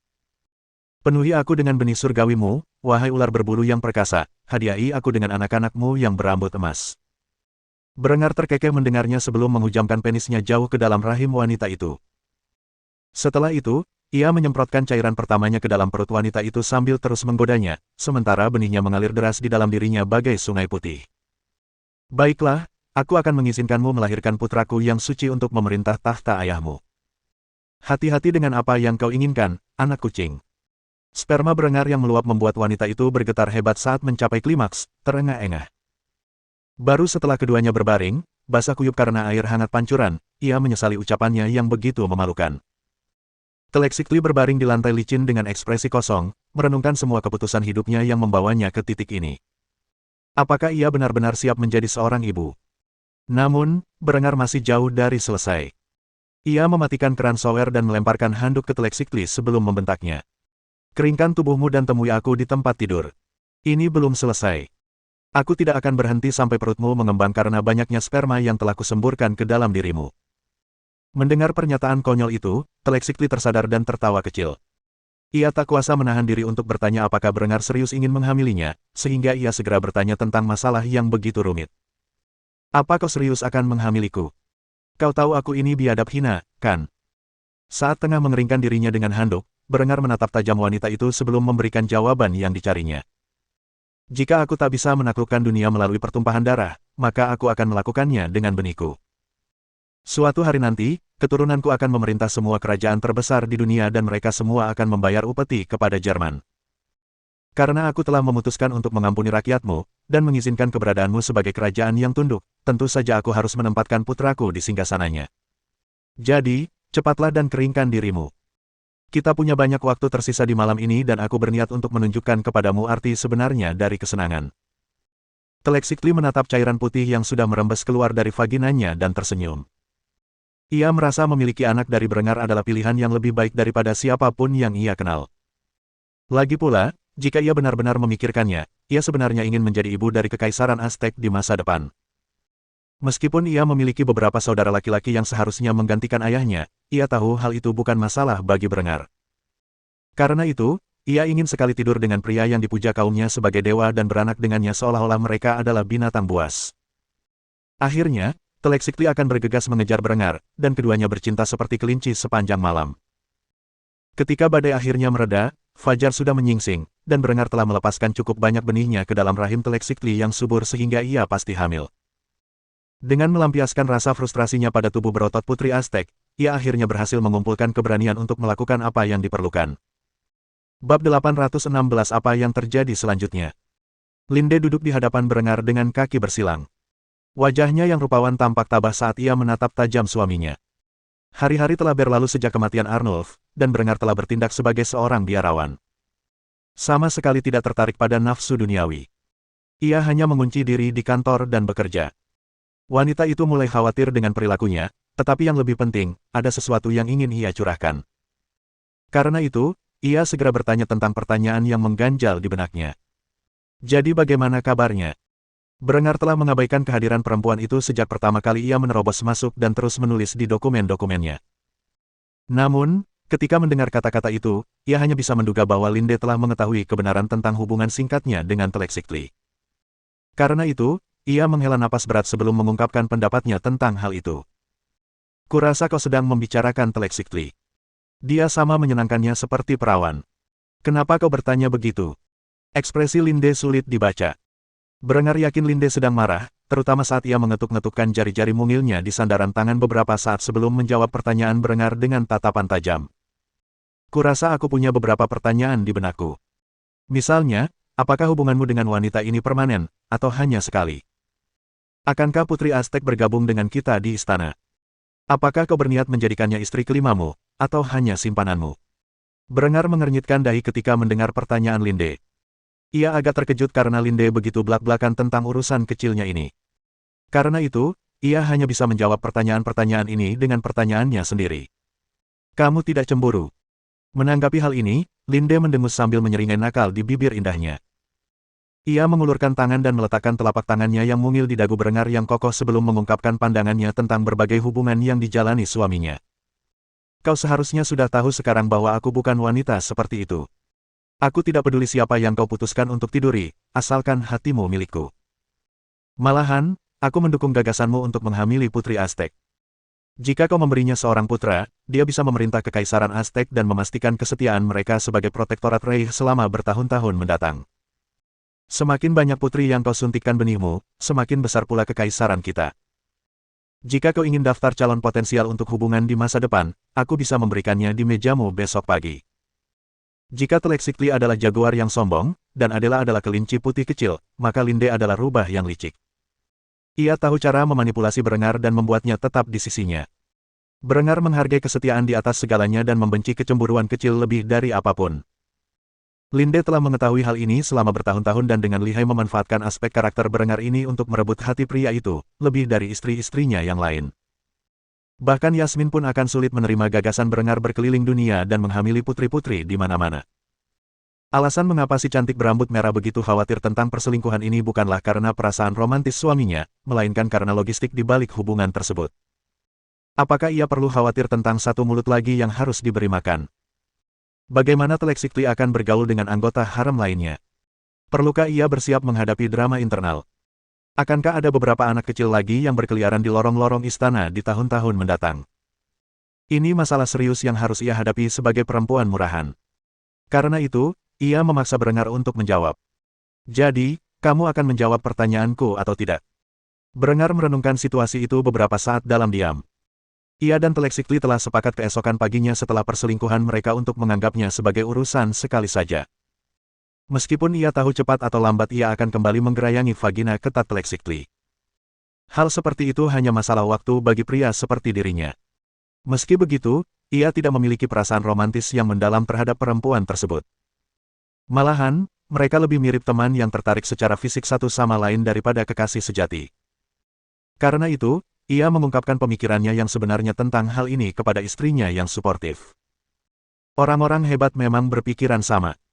Memang benar aku berniat punya putra dengan Teleksikli dan menempatkannya di tahta ayahnya. Namun, Aku sama sekali tidak punya perasaan romantis padanya. Kau tidak perlu khawatir tentang dia yang tinggal di istana. Hubungan kami tetap sama. Telexictli akan tetap menjabat sebagai duta besar untuk Reich, dan akan terus berlayar melintasi Atlantik untuk memastikan hubungan baik dengan Kekaisaran Aztec. Satu-satunya perbedaan adalah sekarang kami akan berhubungan seks kapanpun dia ada di kota. Mengenai daftar calon potensial untuk hubungan di masa mendatang, itu tidak perlu. Saya yakin saya bisa menemukannya sendiri. Bibir Linde melengkung membentuk senyum ketika mendengar ini, sebelum mengangguk setuju. Setelah memahami dengan jelas hubungan pria itu dengan pelacur terbarunya, hatinya bisa tenang. Lagi pula, ada hal yang lebih penting yang harus dibicarakannya dan ia segera bertanya tentang masalah status. Jadi, tentang kematian Arnulf. Aku sudah mengirim agen ke dunia baru untuk meredam penyebaran kebenaran dan memaksa orang-orang agar menyetujui cerita resmi kita. Namun, jika kau akan mengungkapkan kepada publik bahwa Arnulf memang sudah mati, kau juga perlu mengungkapkan keberadaan dunia baru. Apa kau siap melakukan hal itu? Berengar mendesah mendengar ini dan melenturkan jari-jarinya, berpikir. Butuh beberapa saat baginya untuk menemukan kata-kata yang ingin diucapkannya, tetapi akhirnya, ia menganggukkan kepala sebelum mengutarakan isi hatinya. Waktunya telah tiba. Dengan kepausan yang kini telah punah, dan mayoritas kekuatan Eropa di bawah kendali kita, kita dapat mengungkapkan keberadaan dunia baru kepada publik, dan mengklaimnya sepenuhnya untuk Reich. Jika ada negara yang berani mendirikan koloni di wilayah ini, kita akan menghancurkannya sebagai serangan terhadap tanah Jerman. Saya bermaksud mengungkap keberadaan dunia baru dan mengingatkan publik akan kematian Arnulf pada perayaan Hari Kemenangan. Hal ini tidak hanya akan menjadi pengingat muram bahwa selalu ada perang yang harus diperjuangkan, tetapi juga akan memperkuat tekad warga kita untuk membersihkan suku-suku yang bertanggung jawab atas kematian pria itu. Kita harus mengenang Arnulf sebagai pahlawan. Jika pengkhianatannya terungkap ke publik, itu akan melemahkan kekuatan dan persatuan bangsa kita. Rata-rata orang mengagumi pahlawan seperti Arnulf. Jika mereka mengetahui pengkhianatannya, itu mungkin akan menginspirasi mereka untuk melakukan hal yang sama. Hal terakhir yang saya inginkan adalah orang-orang memasukkan cita-cita bodohnya ke dalam hati. Adapun Kahwita dan anaknya, mereka akan bebas hidup dan menyaksikan kehancuran yang mereka tanggung sendiri. Namun, mereka akan melakukannya di bawah pengawasan terus-menerus. Jika perempuan itu mulai mengumbar sentimen anti-Jerman, atau memutuskan untuk bersekutu dengan kekuatan musuh, maka ia akan kehilangan kebaikan yang telah kuberikan kepadanya, dan harus disingkirkan. Pastikan tidak ada bahaya yang menimpa janda Arnulf atau anaknya, kecuali mereka sengaja memprovokasi respons semacam itu. Artinya, mereka harus dilindungi oleh warga New Vienna yang marah, yang pasti berhak menuduhnya bertanggung jawab atas tindakan pengkhianatan suaminya. Nah, kalau begitu, aku masih punya pekerjaan. Sampai jumpa nanti malam, Linde. Kurasa sudah saatnya kau membantuku mengatasi duka ini dengan benar. Mendengar ini, Linde tersenyum menggoda sambil menundukkan kepala dengan hormat. Ia gembira mendengar Berengar akan keluar dari pertapaannya untuk memuaskan istri-istrinya sekali lagi. Karena itu, ia meninggalkan balasan yang tulus sebelum meninggalkan kantor pria itu. Tentu saja, Tuan. Setelah berkata demikian, si cantik berambut merah pergi, meninggalkan Berengar yang melanjutkan pekerjaannya dalam diam. Ia lebih murka daripada siapapun atas pengkhianatan Arnulf. Lagi pula, hatinya berdarah melihat pria yang dicintainya berkubang dalam kesengsaraan berhari-hari. Linde merasa pengkhianat seperti Arnulf tidak pantas dikenang sebagai pahlawan, tetapi ia memahami alasan Berengar memastikan kenyataan tersebut terjadi. Ia akan segera mengirim agen untuk mengawasi Kahwita dan putranya dengan perintah tegas untuk melenyapkan mereka jika mereka menjadi ancaman bagi Reich. Bab 817 Pembaptisan SMS Linde. Di dermaga di luar kota Trieste, terdapat sebuah kapal perang raksasa. Kapal ini telah dibangun selama 2 hingga 3 tahun, dan kini, setelah upaya yang besar, akhirnya rampung. Di masa lalu Berengar, para sejarawan akan menyebut kapal ini sebagai Super Dreadnought, dan memang benar, karena ukurannya yang jauh lebih besar daripada ribuan kapal lain di pelabuhan. Kapal perang ini akan menjadi yang pertama dari banyak kapal serupa yang akan menggantikan fregat lapis baja kelas Adela yang umum digunakan oleh armada Jerman. Di Laut Adriatik, terdapat 3 galangan kapal Jerman, yang semuanya didedikasikan untuk pembangunan kapal perang kelas Linde. SMS Linde adalah yang pertama selesai dibangun, dan yang lainnya akan menyusul dalam beberapa hari mendatang. Kekaisaran Jerman saat ini memiliki akses ke 15 galangan kapal militer yang tersebar di seluruh wilayahnya. 3 di Adriatik, 5 di Baltik, 5 di Laut Utara, 1 di Malta, dan 1 di Gibraltar.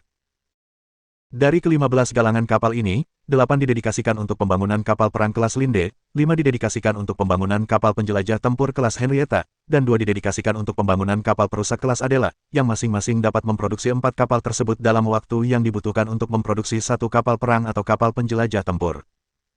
Galangan kapal khusus sudah dibangun untuk memproduksi kapal selam dan kapal induk.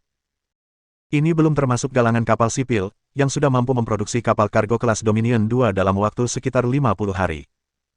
Kapal perang ini adalah yang terdepan di kelasnya, dan akan menjadi kapal utama armada pertama. Saat ini, Brenger berdiri di depan kerumunan besar, mengumumkan era baru dominasi Jerman kepada rakyat di wilayahnya. Inilah SMS Linde, kapal perang pertama dari kelas Linde, raksasa sejati yang akan menguasai lautan, dan mendominasi peperangan laut selama beberapa dekade mendatang. Kapal ini dinamai sesuai nama istri saya yang cantik, yang Anda lihat berdiri di samping saya. Kapal ini dipersenjatai dengan meriam 38 cm yang mampu mengenai sasaran hingga kedalaman 47.500 meter. Dengan senjata-senjata ini, para pelaut Kriegsmarine yang gagah berani akan mampu melenyapkan segala ancaman yang mungkin mereka temukan di laut, dan mengamankan perairan untuk Jerman. Dalam beberapa hari mendatang, 7 kapal lagi akan dibangun di seluruh kekaisaran. Bersama 5 kapal penjelajah tempur kelas Henrietta, dan 8 kapal perusak kelas Adela. Kapal-kapal ini akan menggantikan fregat lapis baja kelas Adela yang ada di armada pertama yang ditempatkan di Trieste, di mana kapal-kapal yang lebih tua akan direnovasi dan dijual kepada sekutu kita dengan harga yang pantas. Di tahun-tahun mendatang, kami akan memproduksi lebih banyak lagi kapal-kapal ini beserta desain-desain baru lainnya hingga kami dapat memperluas armada kami menjadi kekuatan global yang mampu mendominasi lautan dunia. Kemuliaan bagi Reich.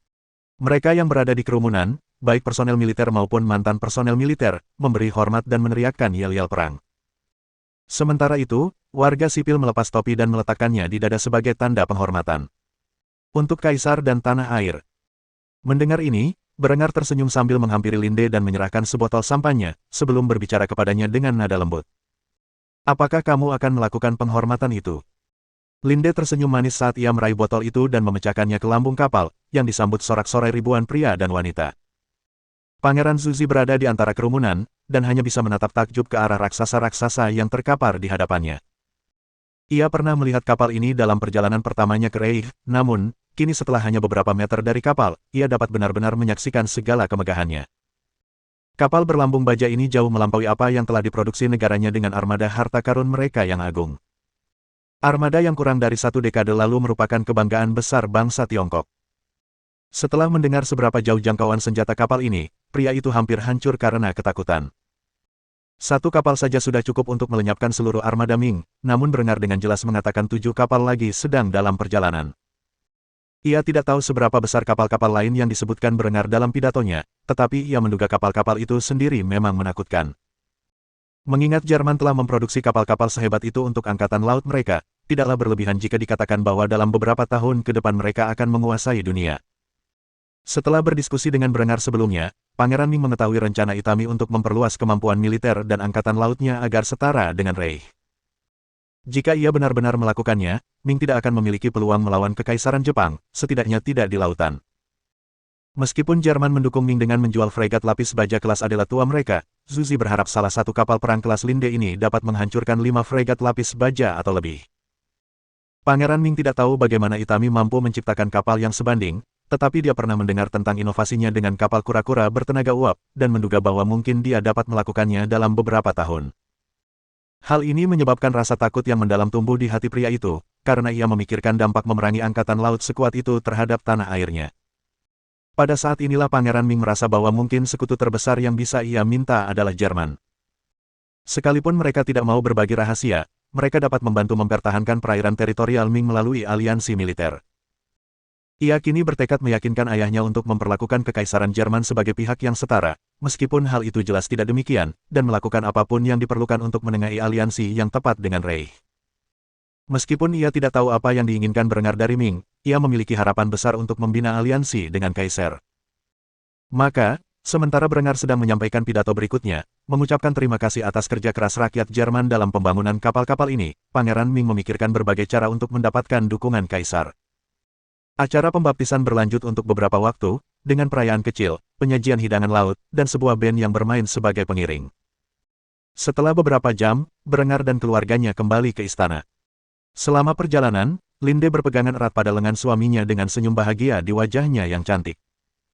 Ia sangat senang memiliki kapal yang dinamai menurut namanya, terutama yang sebesar dan sekuat kapal perang Super Dreadnought. Karena itu, ia mencium pipi suaminya dan mengucapkan terima kasih. Terima kasih. Aku selalu ingin punya kapal yang dinamai sesuai namaku, terutama setelah kau menamai fregat lapis baja sialan itu dengan nama Adela.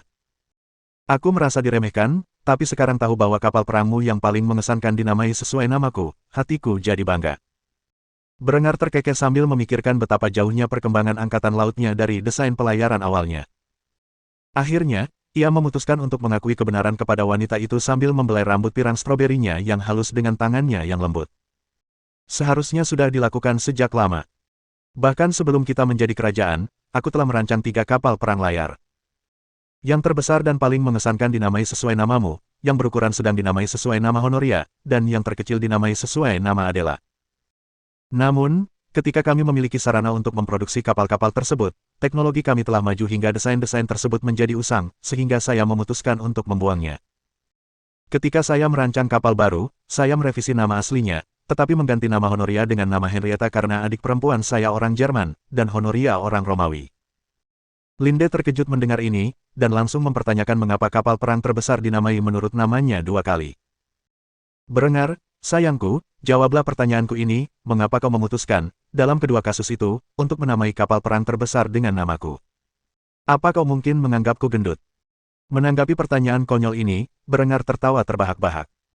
Ia tak punya pilihan selain mengungkap rahasia di balik konvensi penamaan yang ia gunakan untuk kapal-kapal angkatan lautnya. Setelah menyeka air mata dan menenangkan diri, ia menjawab pertanyaan Linde dengan ekspresi serius.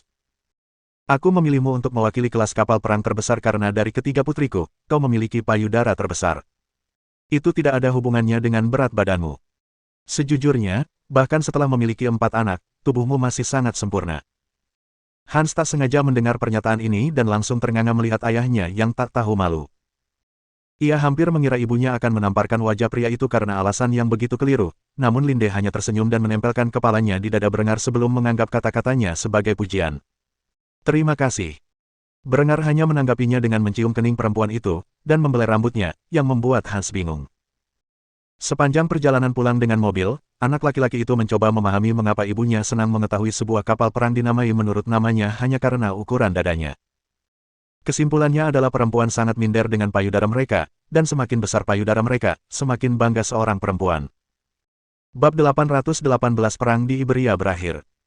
Adelbrand berdiri di depan kerumunan tentara Andalusia dan Jerman yang telah berkumpul di hadapannya di kota Granada. Sudah bertahun-tahun sejak ia mengambil alih komando teater Iberia dan setiap langkahnya selalu dihadang oleh perlawanan. Namun, setelah bertahun-tahun konflik brutal, perang akhirnya berakhir. Karena itu, Adelbrand mengadakan upacara akbar di Granada, mengumumkan kemenangan total, dan memberikan penghormatan kepada para veteran perang. Semua prajurit memasang ekspresi muram di wajah mereka, seolah-olah mereka takut Liga Katolik Iberia akan menyerang kapan saja.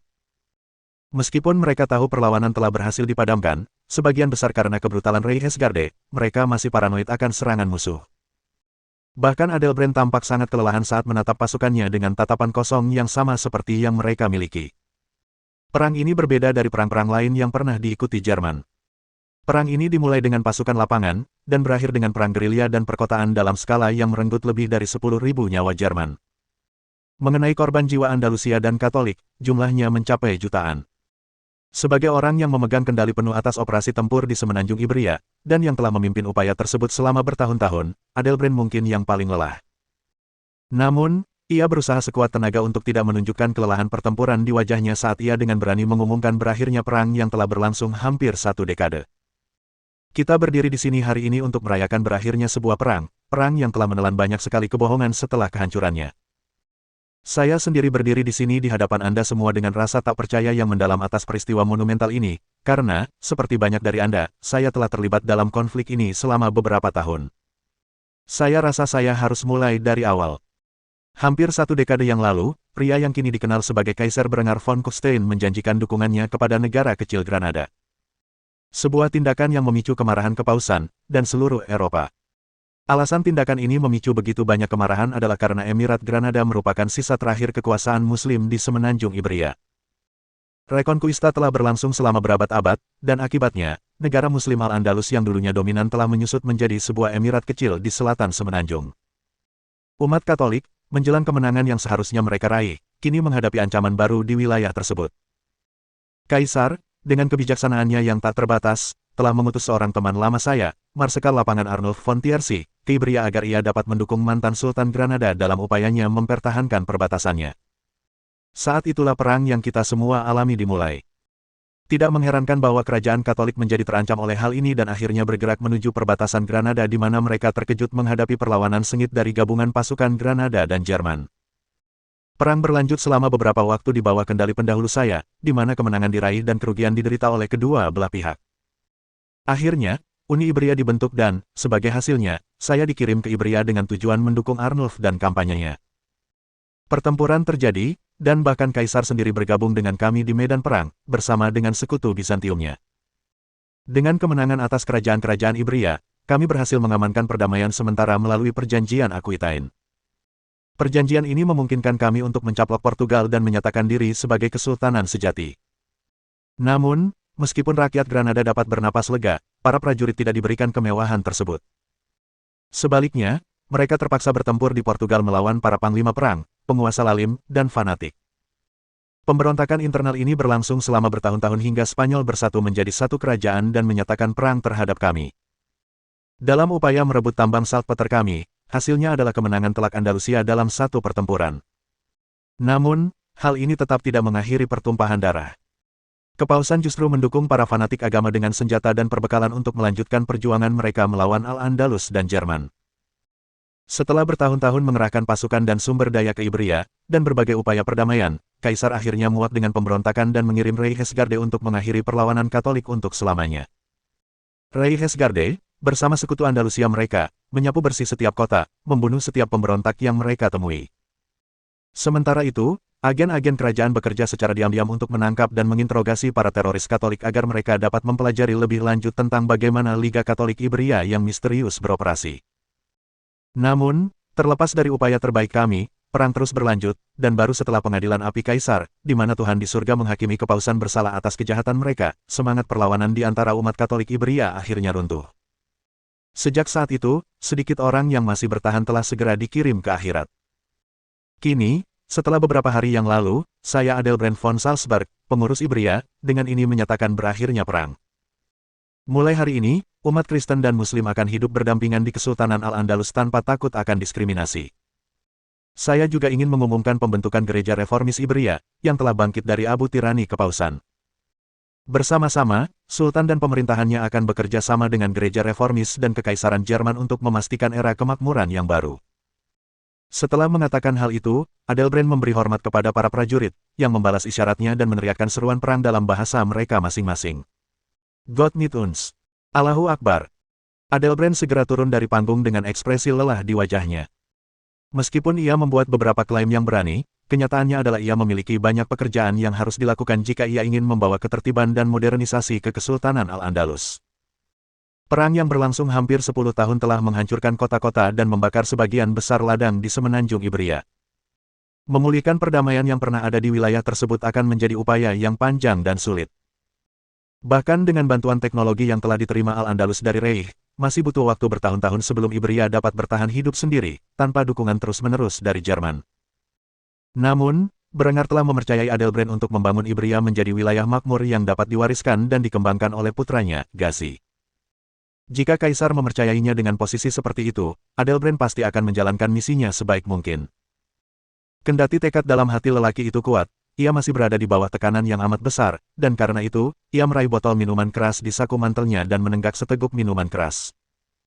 Adelbrand meluangkan waktu untuk berdiskusi tentang pengalaman perangnya dengan para prajurit yang telah bertempur dan merayakannya di antara barisan mereka sebagai saudara seperjuangan. Para prajurit ini, baik Andalusia maupun Jerman, menghormati Adelbrand atas jasanya memimpin mereka bertempur selama bertahun-tahun. Mereka pun memahami tekanan dan kelelahan yang dialami marsekal lapangan Jerman tersebut setiap hari. Namun, perang kini telah usai, dan meskipun tembakan tak lagi terdengar di jalanan, para prajurit akan kesulitan beradaptasi dengan kenyataan damai itu.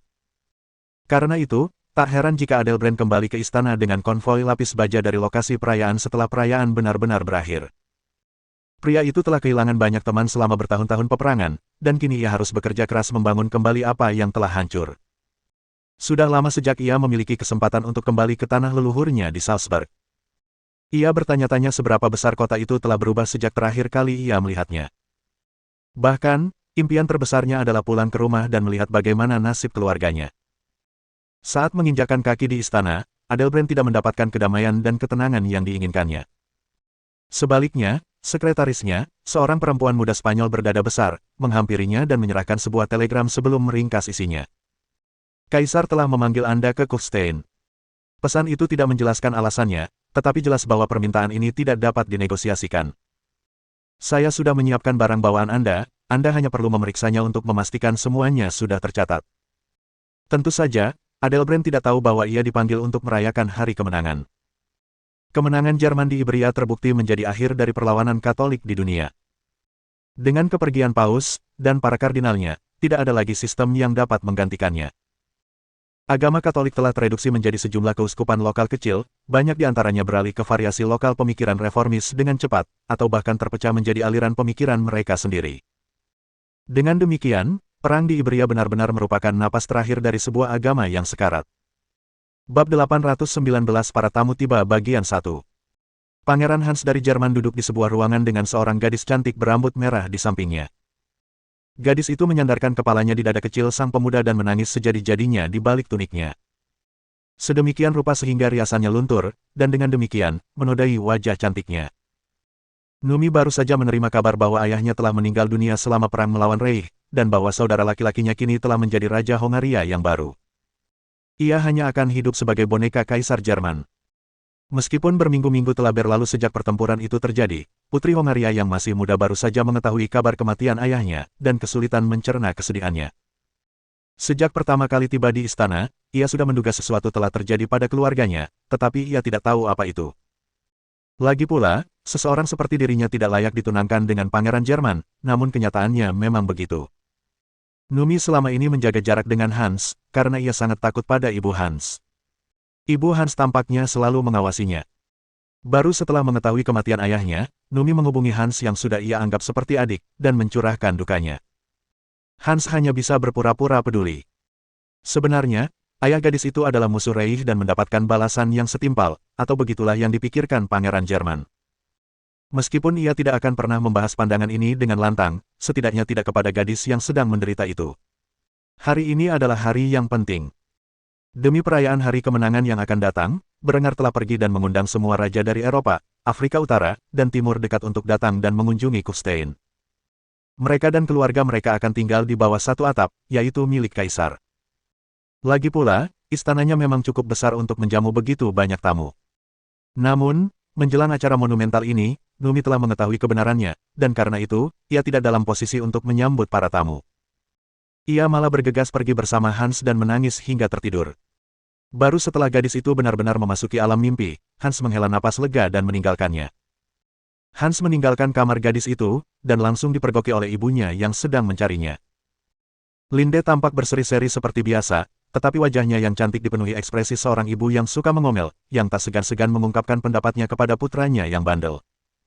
Kemana saja kau, Hans? Tunanganmu akan segera tiba. Kau harus ikut aku cepat. Aku tidak bisa membiarkanmu absen dari menyambut tuan rumah Raja Kalmar. Malaikat berambut pirang stroberi itu segera meraih pergelangan tangan putra sulungnya dan membawanya ke aula utama, tempat Berengar duduk di singgasananya sambil menunggu kedatangan salah satu tamu terpentingnya. Seluruh keluarganya berbaris dan menunggu dengan sabar. Semua anggota keluarga kerajaan, kecuali 3 orang, hadir. Selain Linde dan Hans, Henrietta jelas tidak hadir. Ini karena ia sedang hamil, dan memang terlihat jelas. Keikutsertaannya dalam perayaan ini akan menimbulkan pertanyaan yang lebih baik tidak ditanyakan. Oleh karena itu, ia dikurung di ruang harem selama kunjungan raja-raja lainnya.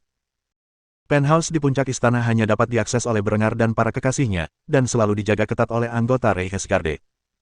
Sedangkan Linde dan Hans, ibu dan anak itu segera memasuki ruangan, yang membuat Berengar tersenyum dan mengangguk puas. Ia mulai khawatir Hans telah mengabaikan tanggung jawab kerajaannya, tetapi tampaknya ibunya telah menemukannya dan mengingatkan anak laki-laki itu akan posisinya. Namun, bukan berarti ia akan tinggal diam dalam hal ini, dan karena itulah Berengar segera memarahi putra sulungnya di depan seluruh keluarga. Hans, kalau ibumu tidak menemukanmu, aku pasti akan marah besar. Lagi pula, rencanaku untuk masa depan Kalmar Union bergantung pada keharmonisan hubunganmu dan tunanganmu. Tidak menyambutnya saat dia datang akan menjadi tanda tidak hormat yang besar. Jadi, bersikaplah baik dan berdirilah dengan tegap sampai aku memperkenalkan kalian berdua. Hans hanya bisa menghela napas dan menganggukkan kepala dalam diam, lalu mengambil tempatnya. Linde, di sisi lain, mendekati Berengar dan berdiri di sisi kirinya. Ia adalah istri kedua, dan karena itu, ia tidak diberi kesempatan untuk berada di sisi kanannya, meskipun ia adalah wanita yang paling dicintainya. Hal ini sama sekali tidak mengganggunya. Setelah beberapa saat, seorang anggota staf istana masuk sambil memimpin Raja Kalmar dan tuan rumahnya. Hans langsung menatap wanita cantik berambut pirang, berdada besar, dan tinggi yang berdiri di belakang raja. Senyum manis tersungging di wajahnya saat ia melangkah memasuki ruangan dengan langkah anggun. Wanita muda ini adalah Ingrid, tunangan Hans, dan tak berlebihan jika dikatakan kecantikannya setara dengan kebanyakan pengantin Berengar. Ketika Raja Alvar memasuki ruangan, Berengar menatapnya dengan kaget. Ia tak menyangka pria itu bisa lebih besar lagi saat kunjungan terakhirnya ke Copenhagen, namun perutnya yang buncit justru jauh lebih buncit daripada sebelumnya. Jelas, ia terlalu banyak berpesta. Namun, Alvar punya banyak hal untuk dirayakan. Sekutu terkuatnya telah menghancurkan para pesaingnya sendirian, meninggalkan gereja Katolik dan sebagian besar Eropa dalam reruntuhan. Ia bahkan tidak diminta untuk mengerahkan pasukannya untuk mendukung. Dengan demikian, ia telah mendapatkan banyak keuntungan dari aliansinya dengan Kekaisaran Jerman. Pria itu tidak ragu untuk berlutut di hadapan Berengar, dan memerintahkan seluruh rakyatnya untuk melakukannya. Berlututlah di hadapan Kaisar. Raja Alvar berbicara bahasa Jerman dengan sempurna saat ia memerintahkan keluarga dan penasihatnya untuk berlutut di hadapan penguasa asing, menunjukkan betapa pentingnya bahasa Jerman di panggung internasional. Berengar tersenyum melihat ketulusan kesetiaan ini sebelum memberi isyarat kepada para prajurit untuk berdiri. Meskipun ia menikmati pemandangan itu, Persatuan Kalmar bukanlah protektorat, melainkan sekutu, dan Berengar merasa canggung melihat seorang sekutu berlutut di hadapannya seolah-olah ia adalah kaisar mereka. Karena itu, ia memerintahkan para tamunya untuk berdiri. Raja Alvar segera melakukan apa yang diperintahkan dan tersenyum bahagia sambil memandangi keluarga besar Berengar. Ia tak kuasa menahan diri untuk memuji pria itu atas usahanya selama bertahun-tahun. Saya melihat keluarga Anda sehat dan berlimpah. Senang melihat pria sekaliber Anda tinggal di lingkungan yang penuh kasih sayang. Berengar bangkit dari tempat duduknya dan berjalan menuju Raja Kalmar Union, di mana ia menepuk punggung pria itu dan memperkenalkannya kepada keluarganya. Saya memang menjalani hidup yang indah ketika jauh dari api perang. Anda sudah bertemu istri ketiga saya, Honoria, dan putra saya, Alexandros. Namun, saya dan dia juga memiliki anak lain bernama Helena. Mendengar ucapan ayahnya, Helena segera datang dan memberi salam kepada Raja Kalmar dengan hormat. Saya Helena. Suatu kehormatan bertemu dengan Anda, Yang Mulia. Bab-bab novel baru diterbitkan di Free Web Novel, CM. Setelah mengatakan ini, ia kembali ke barisan keluarganya, di mana ia berdiri di samping kakaknya. Setelah memperkenalkan Helena, Berengar memperkenalkan Adela kepada pria itu. Lagi pula, Adela adalah istri pertamanya, dan sudah sepantasnya ia melakukan itu. Ini Adela, istri pertamaku. Di sampingnya ada putra kami Christopher, saudara kembarnya Catherine, dan dua anak kami yang lain, Franz dan Lucas. Sebenarnya, Lucas adalah putra Berengar dan Henrietta, tetapi itu adalah rahasia yang dijaga ketat.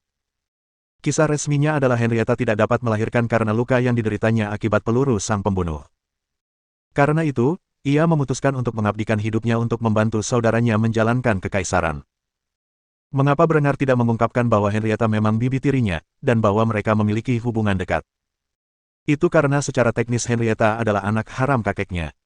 Sebagai keponakannya, Berengar tidak berhak melegitimasi Henrietta, meskipun ia adalah kepala dinasti saat ini. Henrietta memiliki posisi unik di hati rakyat Jerman.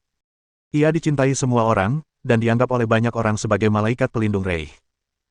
Mengungkap kebenaran di balik garis keturunannya, dan hubungannya dengan Berengar, akan menimbulkan lebih banyak masalah daripada solusinya. Karena itu, ia memperkenalkan putra Henrietta seolah-olah ia adalah putra Adela. Raja Alvar maju dan menyapa Christopher sambil tersenyum. Pria itu tahu bahwa anak laki-laki itu akan menikahi cucunya suatu hari nanti dan ia segera memberikan kesan pertama yang baik. Christopher, ya, nama yang kuat.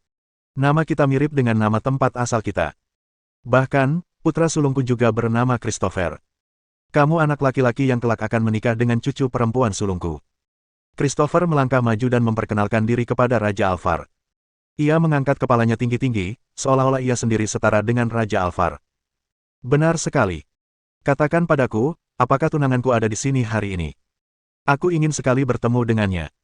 Alvar tersenyum hangat dan menganggukkan kepalanya sebelum memanggil keluarganya sendiri.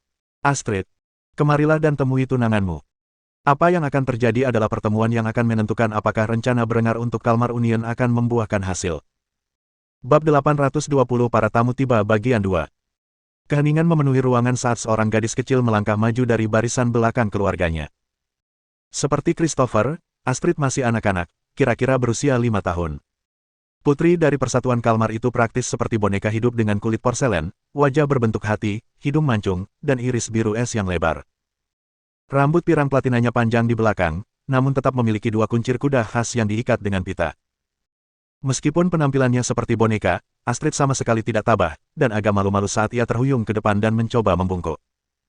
Pipinya yang putih pucat merona merah, sementara matanya menatap lurus ke lantai, terlalu malu untuk menatap penampilan tunangannya. Ia tergagap saat berusaha memperkenalkan diri dengan anggun layaknya seorang putri. Saya. Merupakan suatu kehormatan bagi saya untuk bertemu dengan Anda, Pangeran Jerman yang terhormat. Saya Astrid, tunangan Anda. Mata biru muda gadis itu melirik ke sana kemari, mencoba melihat bagaimana orang tua dan kakeknya menilai penampilannya. Sejujurnya, hal itu membuat Alvar kesal. Cucu perempuannya ini selalu begitu pemalu dan penakut, seperti kelinci pada umumnya. Di mata Raja Kalmar, perkenalannya sungguh menghina kaisar dan putranya yang masih kecil. Namun, Christopher tampak tidak keberatan, dan malah tersenyum hangat sambil memeluk gadis itu, sebuah tindakan yang sangat mengejutkannya. Namun, tidak seperti kakak laki-lakinya, Hans, atau ayahnya, Berengar, ini bukanlah upaya licik untuk merayu wanita, melainkan ungkapan kegembiraan tulus yang menggema dalam suaranya saat menyambut gadis itu di rumah keluarganya. Saya Christopher. Senang sekali akhirnya bertemu dengan Anda. Selamat datang di Kufstein.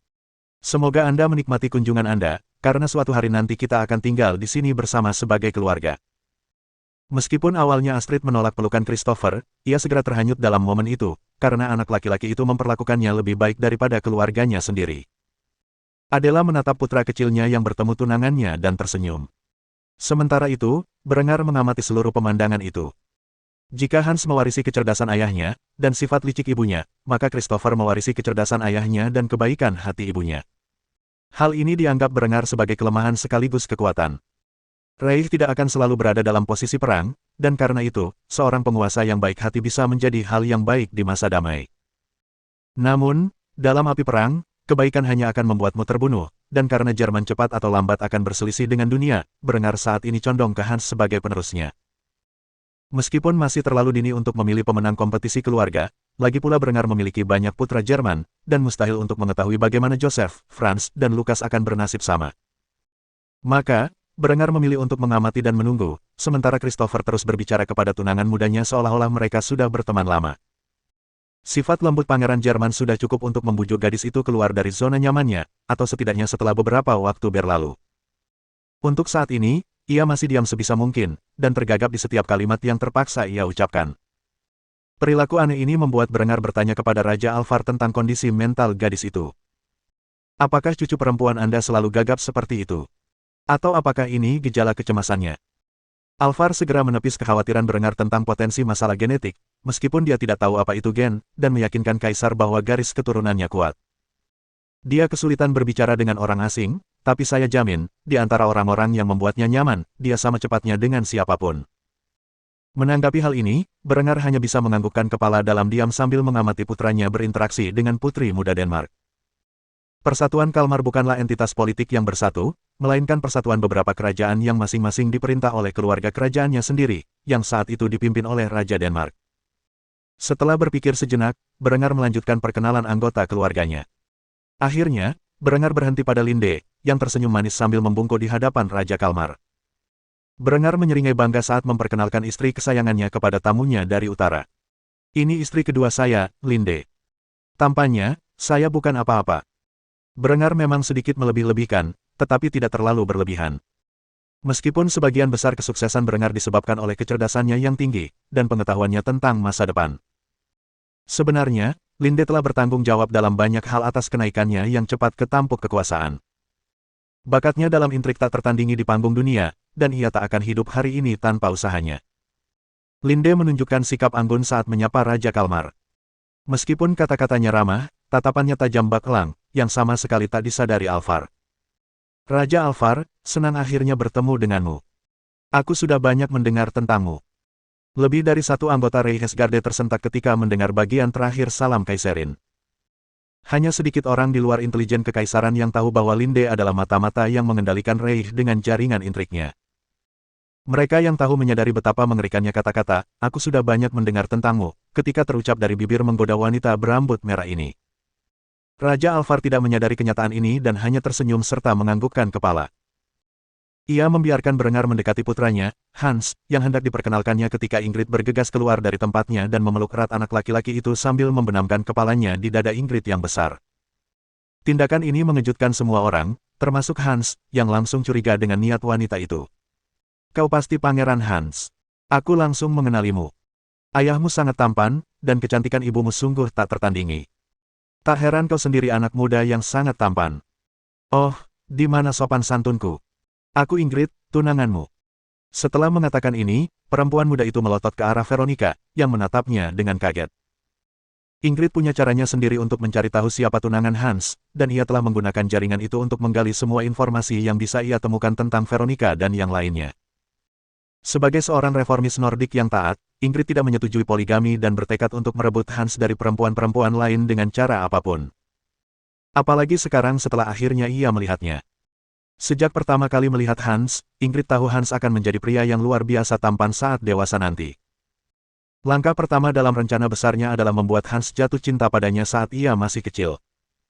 Ia merasa punya banyak waktu untuk memengaruhi pangeran Jerman itu sesuai keinginannya sebelum ia mulai tertarik pada perempuan. Sayangnya, otak Hans berkembang jauh lebih cepat daripada kebanyakan anak laki-laki, dan ia sudah sangat peka terhadap lawan jenis. Maka, saat Ingrid memasukkan kepalanya ke dalam belahan dadanya, Hans semakin gugup.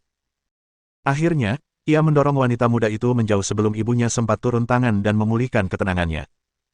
Ia tak ingin Linde marah atas tindakan pelacur yang memalukan ini. Dengan raut wajah dingin, Hans memperkenalkan diri kepada Ingrid.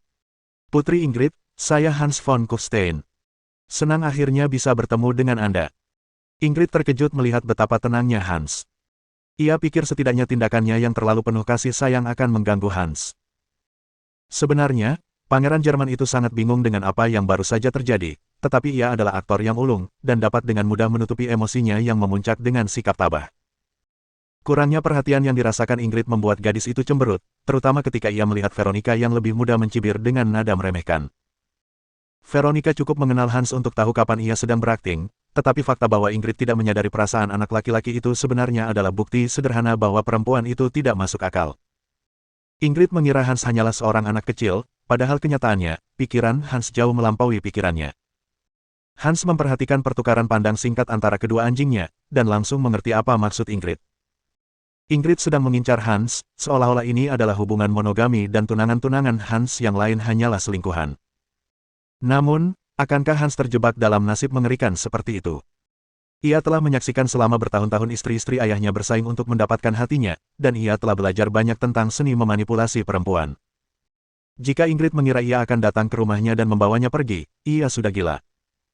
Hans bahkan tak perlu menatap ibunya untuk tahu bahwa perempuan itu sedang menatap tajam Ingrid. Ia hanya bisa mendesah pasrah melihat orang tuanya begitu protektif terhadapnya. Berengar menatap adegan canggung Ingrid yang mencoba mengintimidasi para pesaingnya dan terkekeh. Sebuah pikiran singkat muncul di benaknya sebelum ia melanjutkan perkenalan keluarganya. "Anakku tumbuh menjadi seorang pria berbudaya sejati. Mohon dukungan dari omom ante-ante sekalian, buat subscribe atau sharekan novel Mimin ke Facebook kalian, agar channel Mimin bisa terus berkembang. Dengan begitu, Mimin bisa lebih semangat untuk up novel seru lain ke depannya." Buat teman-teman yang sudah subscribe dan sharekan novel Mimin, Mimin ucapkan terima kasih sebanyak-banyaknya. Sekiranya teman-teman menghadapi masalah video diputar dalam bahasa Inggris, coba tukar kepada bahasa Indonesia original melalui cara ini. Semasa mendengarkan, pencet tombol setting di atas kanan video, pilih audio track dan tukar bahasa.